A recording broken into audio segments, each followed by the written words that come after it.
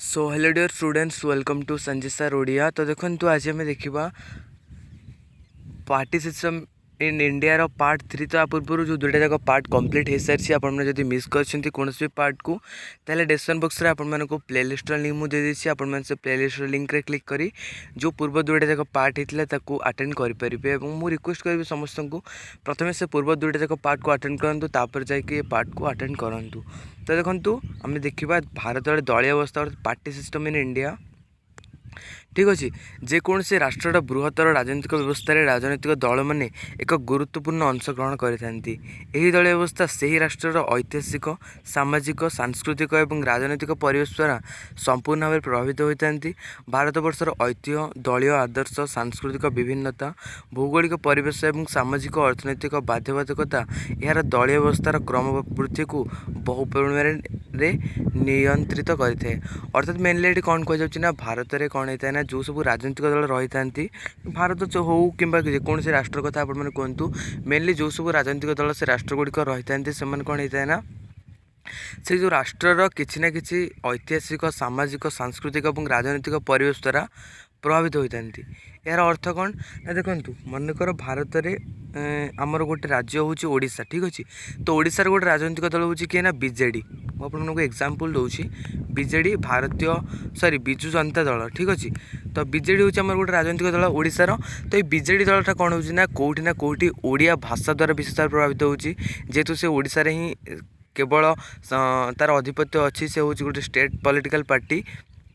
ठीक अच्छे तो यहीपरि भाव में आमर प्रत्येक राजनीतिक दल कौटि ना कौटि ऐतिहासिक सामाजिक सांस्कृतिक विभिन्नता उपरे प्रभावित होता है। तापर कहुई 19 शताब्दीर शेष बेलू भारतवर्ष में दलीय अवस्थार आरंभ होता अर्थात 19th सेंचुरी लास्ट बेलू भारत में जो पार्टी सिस्टम आरंभ सर्वप्रथम कर एवं सेतेबेले महापराक्रमी इंग्लैंड भारतवर्ष को निज शासनाधीन रखी एवं से 19 शताब्दीर शेष बेलू कौन होता ना इंग्लैंड अर्थात आमर इंग्रेज मैंने भारत को निज शासन रखी ये ब्रिटिश शासन विरुद्ध आंदोलन पंथा ग्रहण कर देश को स्वाधीनता करने 1885 मसीह भारतीय जातीय कांग्रेस गठन कर तो आपण मैंने मन रखी था 1885 मसीह आपण मैंने वर्तमान समय जो देखुं कांग्रेस दल से कांग्रेस दल प्रतिष्ठित होता 1885 मसीहा एवं ये जो कांग्रेस दल हूँ भारतर प्रथम सर्वप्रथम पुरातन राजनीतिक दल। ठीक अच्छे यार प्रतिष्ठाता किए थे ना A.O. ह्यूम बा आलन ऑक्टावियम ह्यूम एवं यार प्रथम सभापति थे W.C. बैनर्जी बा उमेश चंद्र बैनर्जी। ठीक अच्छे तो मेनली नोट डाउन कर दिंतु प्रतिष्ठाता होता प्रतिष्ठा होता 1885 मसीह भारतीय जातीय कांग्रेस बा इंडियन नेशनल कांग्रेस जोटा हूँ सबुठ पुराना राजनीतिक दल एवं यार प्रथम सभापति किए थे ना W.C. बैनर्जी बा उमेश चंद्र बैनर्जी एवं यार प्रतिष्ठाता थे A.O. ह्यूम जे कि जड़े इंग्रेज शासक थे। अवश्य 1947 मसीहा पर्यंत इंग्रेज मानकर भारतीय मानक भाग भाग कर शासन करने नीति भारतीय राजनीतिक दल मानकर आभिमुख्य को यथेष्ट परिमाण में प्रभावित करथिला जहाँफल हिंदू महासभा मुस्लिम लीग एवं अकाली दल भली सांप्रदायिक दल मानकर आविर्भाव घटीला एवं या भितर कौन होता ना भारत में जो राजनीतिक दल मान थे से भारत को भाग भाग कर शासन करते। भाग भाग कर शासन कर अर्थ हूँ विभिन्न भाषा भित्तिर भाग करते विभिन्न अंचल भित्तिर भाग करते जहाँद्वारा कि कौन होता एमती भी राजनीतिक दल देखा जमी हिंदू महासभा मेनली एटा हिंदू मानक ही शासन करुथिबो मुस्लिम लीग अर्थात मुसलमान मानक पय मुस्लिम लीग गठन कर तो एमती विभिन्न भित्तिर भारतीय मानक भाग भाग कर शासन कर अवश्य भारतर संविधान रे राजनीतिक दल संपर्क में विशेष सूचना दी जाए ना संविधान 19 धारा संघ बा समिति गठन कर अधिकार बल भारतीय राजनीतिक दल गुड़िक गठित यहाँ समस्त प्लीज टे नोट डाउन कर दिंतु जे आम कन्स्टिट्यूशन आर्टिकल 19 अनुसार अर्थात धारा 19 अनुसार कौन होता है ना आमर संघ बा कहीं भी चाहिए जदि ताले संघ किंबा समिति मान गठन कर ए संपर्कित संपूर्ण अधिकार मिली भारतर नागरिक मानू ସ୍ୱାଧୀନତା ପରେ ଭାରତରେ ଅନେକ ନୂତନ ରାଜନୈତିକ ଦଳ ଗଠିତ ହୋଇଥିଲେ ମଧ୍ୟ ପ୍ରାୟ 2 ଦଶନ୍ଧିରୁ ଅଧିକ ସମୟ ଧରି ଭାରତୀୟ ଜାତୀୟ କଂଗ୍ରେସ କେନ୍ଦ୍ର ଓ ରାଜ୍ୟ ସ୍ତରରେ ନିଜର ଆଧିପତ୍ୟ ବଜାୟ ରଖିଛି। ଅର୍ଥାତ୍ ସେ କହୁଛି ନା ସ୍ୱାଧୀନତା ପରେ ଭାରତରେ ବହୁତ ଗୁଡ଼ିଏ ରାଜନୈତିକ ଦଳ ତିଆରି ହୋଇଛନ୍ତି, କେତେ ଗୁଡ଼ିଏ ରାଜନୈତିକ ଦଳର ବିଲୟ ମଧ୍ୟ ହୋଇଛି, କିନ୍ତୁ ଏସବୁ ଭିତରେ ଭାରତୀୟ ଜାତୀୟ କଂଗ୍ରେସ ବା ଇଣ୍ଡିଆନ୍ ନ୍ୟାସନାଲ୍ କଂଗ୍ରେସ ଯେଉଁଟାକି 1885ରେ ପ୍ରତିଷ୍ଠିତ ହୋଇଥିଲା, ତ ସେ ଆଜି ପର୍ଯ୍ୟନ୍ତ ତା'ର ଆଧିପତ୍ୟକୁ ଜାହିର କରି ରଖିଛି।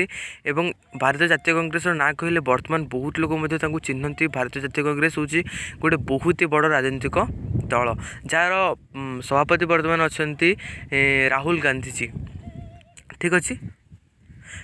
ତାପରେ ଦେଖନ୍ତୁ, ପ୍ରକୃତ ପକ୍ଷେ ଭାରତରେ ବହୁଦଳୀୟ ବ୍ୟବସ୍ଥା ସମ୍ପୂର୍ଣ୍ଣ ଭାବେ 1976 ମସିହାରେ ଚତୁର୍ଥ ସାଧାରଣ ନିର୍ବାଚନ ପରେ କାର୍ଯ୍ୟ କରିବା ଆରମ୍ଭ କରିଥିଲା, କାରଣ ଏହି ନିର୍ବାଚନରେ କଂଗ୍ରେସ ପରାଜୟ ଏହାର ଆଧିପତ୍ୟକୁ କ୍ଷୁଣ୍ଣ କରିବା ସଙ୍ଗେ ସଙ୍ଗେ ଅନ୍ୟାନ୍ୟ ଦଳଗୁଡ଼ିକର ଗୁରୁତ୍ୱକୁ ବୃଦ୍ଧି କରିଥିଲା। ତ କଂଗ୍ରେସର ପ୍ରଥମ ପରାଜୟ କେବେ ହେଇଥିଲା ନା 1967ରେ ହେଇଥିଲା। ଏହି ସମୟ ମଧ୍ୟରେ ଜାତୀୟ ରାଜନୈତିକ ଦଳଗୁଡ଼ିକ ମଧ୍ୟରେ ଉତ୍ଥାନ ପତନ ଦେଖାଯାଇଥିଲା ଏବଂ ଯେତେବେଳେ ବି କଂଗ୍ରେସର କ'ଣ ହେଇଥିଲା ନା କଂଗ୍ରେସ ହାରିଯାଇଥିଲା ଇଲେକ୍ସନରେ, ସେତେବେଳେ ବିଭିନ୍ନ ଗୁଡ଼ିଏ ନୂଆ ନ୍ୟାସନାଲ୍ ପଲିଟିକାଲ୍ ପାର୍ଟିମାନଙ୍କର ମଧ୍ୟ ଅଭ୍ୟୁଦୟ ହୋଇଥିଲା।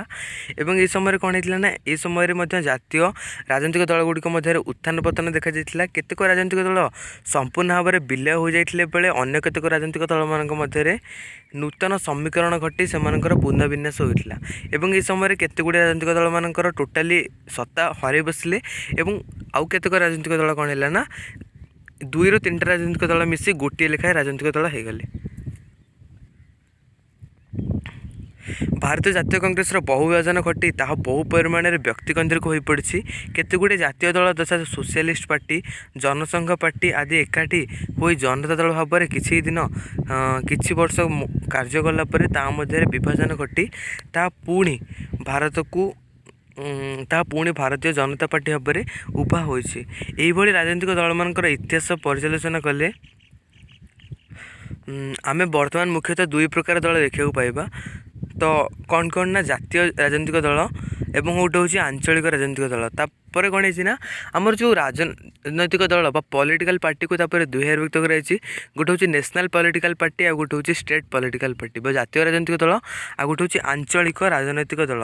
ଜାତୀୟ ରାଜନୈତିକ ଦଳର ଏକ୍ଜାମ୍ପଲ୍ ହେଉଛି କିଏ ନା ଦେଖ ମୁଁ ଆଗେ ଆପଣମାନଙ୍କୁ ବୁଝେଇ ଦେଉଛି। ଜାତୀୟ ରାଜନୈତିକ ଦଳର ଅର୍ଥ ହେଉଛି ଯେଉଁ ରାଜନୈତିକ ଦଳଟି ଟୋଟାଲି ଅଲ୍ ଓଭର୍ ଇଣ୍ଡିଆର ସବୁ ରାଜ୍ୟରେ କ'ଣ ହେଇଥାଏ ନା ତା'ର ଆଧିପତ୍ୟ ଥାଏ, ଅର୍ଥାତ୍ ସବୁ ରାଜ୍ୟରେ ନିର୍ବାଚନରେ ସେ ପାର୍ଟିସିପେଟ୍ କରିଥାଏ।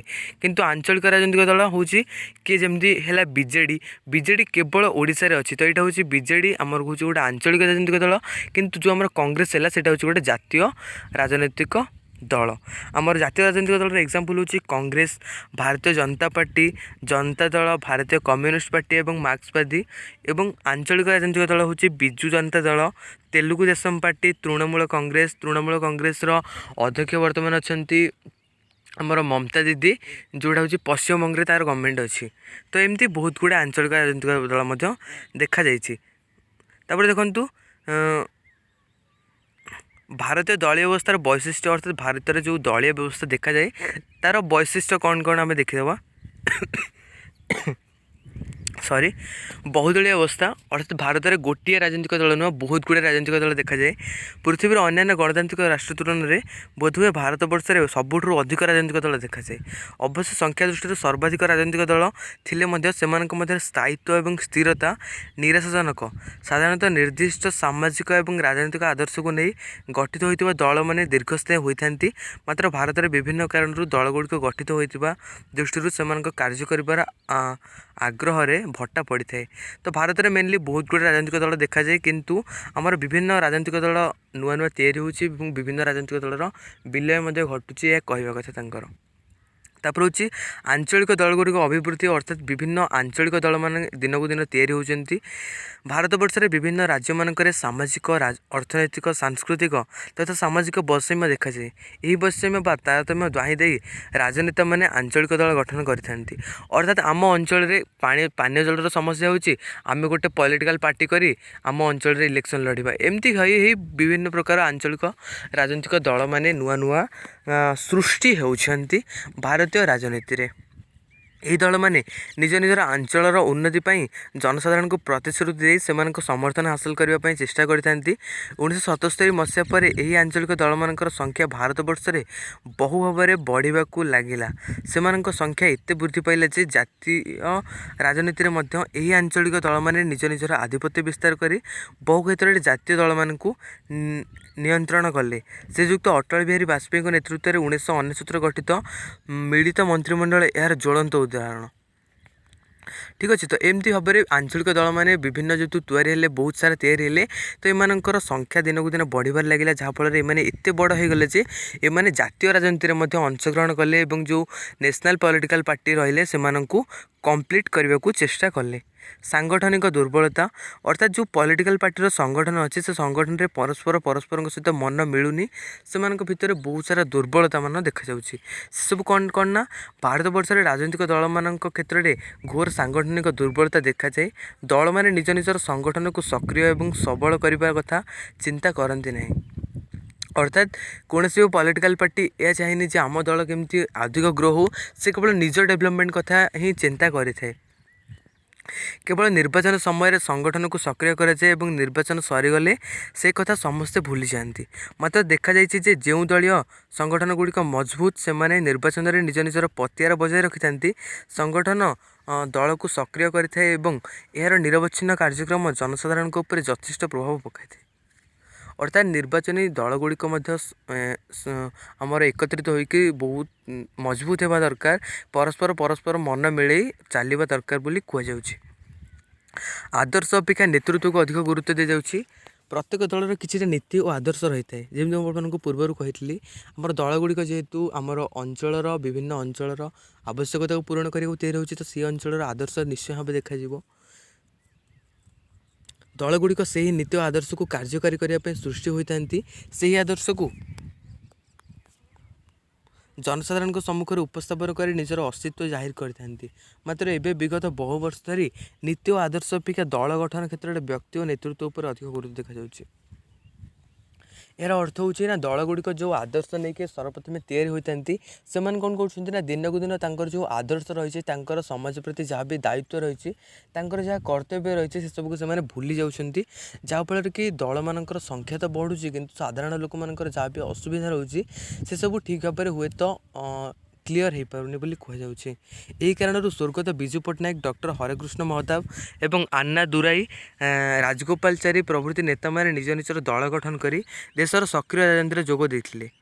ସେହିପରି ବର୍ତ୍ତମାନ ଆନ୍ଧ୍ରପ୍ରଦେଶରେ ଶ୍ରୀ ଚନ୍ଦ୍ରବାବୁ ନାଇଡ଼ୁ, ଚେନ୍ନାଇରେ ଜୟଲଳିତା ଏବଂ ଆସାମରେ ପ୍ରଫୁଲ୍ଲ ମହାନ୍ତି, ଓଡ଼ିଶାର ନବୀନ ପଟ୍ଟନାୟକ, ଉତ୍ତରପ୍ରଦେଶର ମୁଲାୟମ ସିଂ ଯାଦବ, ବିହାରର ଶ୍ରୀ ଲାଲୁ ପ୍ରସାଦ ଯାଦବ, ମମତା ବାନାର୍ଜୀ ପ୍ରଭୃତି ନେତାମାନେ ନିଜ ନିଜର ଦଳ ଗଠନ କରି ତାହାର ସର୍ବମୟ କର୍ତ୍ତା ଭାବେ ଭାରତୀୟ ରାଜନୀତିରେ ନିଜର ପ୍ରଭାବ ବିସ୍ତାର କରିଛନ୍ତି।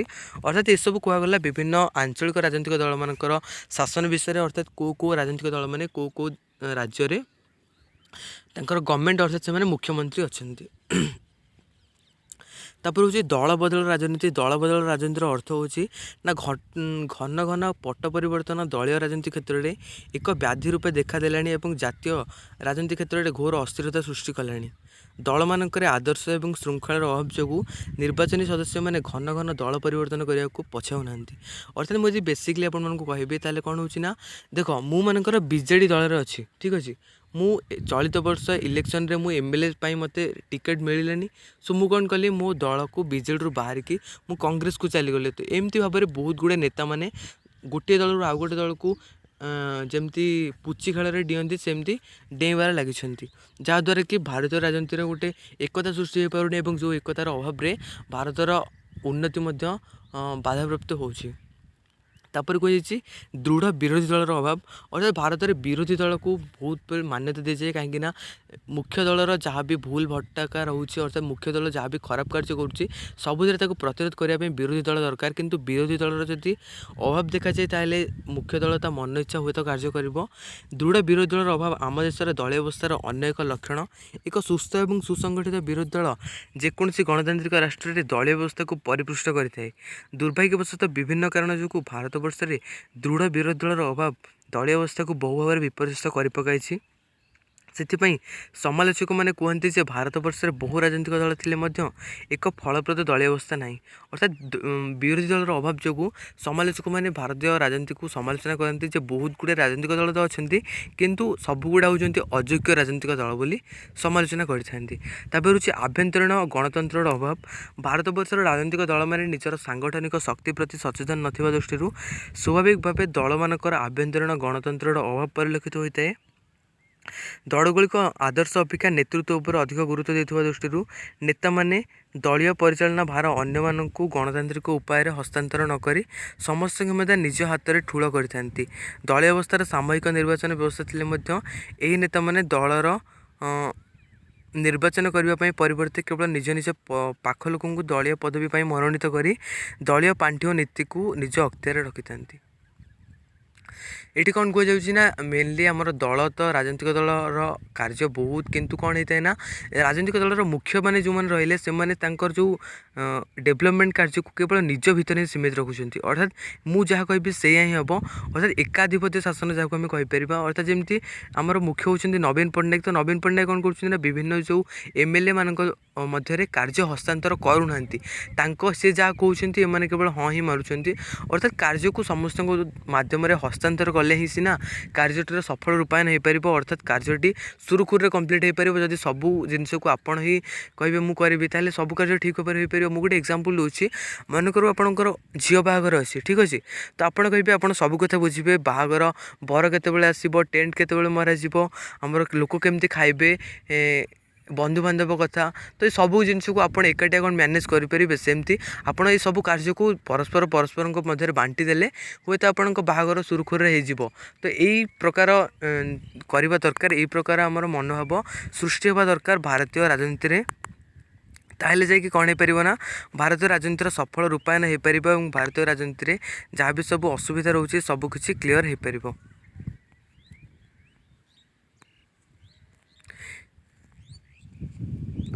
ତ ଆଶା କରୁଛି ଆଜିର କ୍ଲାସ୍ଟି ଆପଣମାନଙ୍କୁ ବହୁତ ହି ପସନ୍ଦ ଆସିଥିବ। ଭିଡ଼ିଓଟି ଯଦି ଭଲ ଲାଗିଛି ନିଶ୍ଚୟ ଭାବେ ଲାଇକ୍ କରିବେ, ସାଙ୍ଗମାନଙ୍କ ସହିତ ନିଶ୍ଚୟ ଭାବେ ସେୟାର କରିବେ।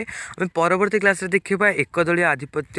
ତ ଦେଖା ହେବ ଆପଣମାନଙ୍କ ସହିତ ପରବର୍ତ୍ତୀ ଭିଡ଼ିଓରେ। ସେତେ ପର୍ଯ୍ୟନ୍ତ ବିଦାୟ ଦିଅନ୍ତୁ। ଧନ୍ୟବାଦ।